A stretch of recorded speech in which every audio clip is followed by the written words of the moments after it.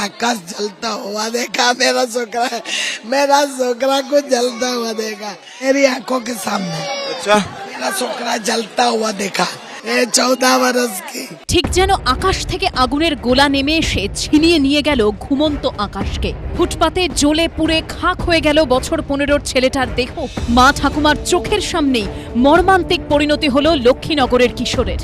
বৃহস্পতিবার 142 জন যাত্রী নিয়ে আহমেদাবাদের সর্দার বল্লভভাই প্যাটেল বিমানবন্দর থেকে টেক অফের কয়েক মিনিটের মধ্যেই এই মেঘানীনগরেই মুখ থুবড়ে পড়ে এয়ার ইন্ডিয়ার বোয়িং ড্রিমলাইনার। সিভিল হাসপাতালের হস্টেলে গেঁথে যায় বিমানের নাক।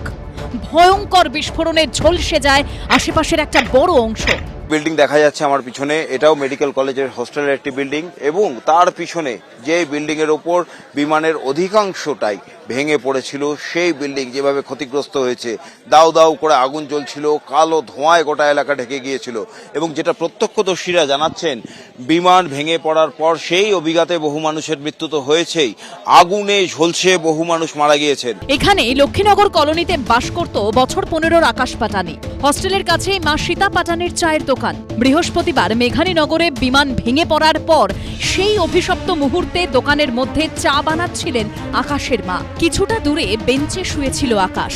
মা অগ্নিদগ্ধ অবস্থায় কোনো ক্রমে পালাতে সক্ষম হলেও ছেলে পারেনি। যে মেডিকেল কলেজের হোস্টেলে সে বিমানটি ভেঙে পড়েছিল, সেখানকার মেডিকেল কলেজের পড়ুয়ারাও নিহত হয়েছেন, আহত হয়েছেন। কিন্তু শুধু তাই নয়, স্থানীয় বাসিন্দারাও অনেকে প্রাণ হারিয়েছেন, অনেকে এখন হাসপাতালে মৃত্যুর সঙ্গে পাঞ্জা লড়ছেন। आकाश सो गया था और मम्मी चाय बनाती थी और 1:30 बजे के समय में ऐसा एक मोटा धमाका हुआ मेरी आंखों के सामने।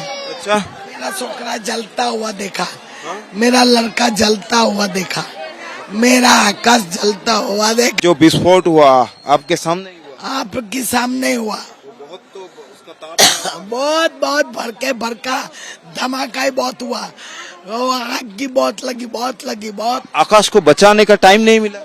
आकाश तो रोड के पे था, बाहर जल गया, पूरा जल गया। যে হস্টেলের ওপর এয়ার ইন্ডিয়ার বিমানটি ভেঙে পড়ে, সেখানেই রুটি বানানোর কাজ করতেন লক্ষ্মীনগরের বাসিন্দা মীনাক্ষী বেন। বর্তমানে আইসিইউতে ভর্তি তিনি। पेट में भी चोट लगी है और रोटी बनाने के लिए और सब लड़के के बासन और मूजने के लिए, और बारी कूद के नीचे गिरी ना, तो उसको सब उसके ऊपर से निकले, तो अभी शारदा बेन में एडमिट है। পায়েল নামের এই তরুণী ওই মেডিকেল কলেজ হাসপাতালে সেখানেই খাবার বানানোর কাজ করত, আর সেখানেই যখন গতকাল কাজ করছিল তখন আচমকা সে বিমান হোস্টেলের ওপর ভেঙে পড়ে এবং সেখান থেকে বিল্ডিং এর বেশ কিছু অংশ, আলমারি তার হাতের ওপর পড়ে। रोटी बना रहे थे, ऊपर से हाथ पे लगी।